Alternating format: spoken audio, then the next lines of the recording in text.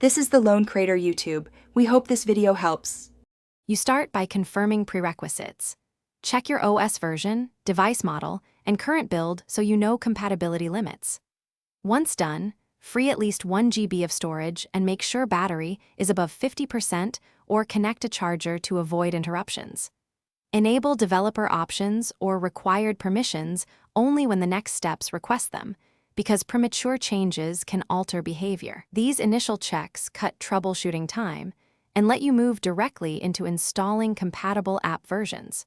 You now obtain the correct app build and validate it. Start by matching the app architecture, ARM64, x86, or universal to your device.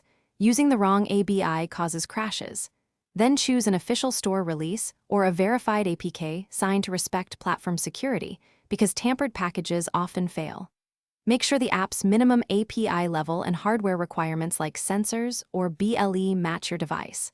Once those align, you'll be ready to install with confidence and reduce runtime errors. You finish by installing and verifying functionality. Use the System Package Manager or sideload while checking the package checksum so integrity is intact. After install, run the app and grant only needed permissions. Test core functions for 5 to 10 minutes to confirm responsiveness. If issues appear, clear the app cache, reinstall the correct matching build, or capture logs to pinpoint errors. One key troubleshooting tip: if behavior persists, revert to the previous stable OS or app version before escalating. Thanks for watching.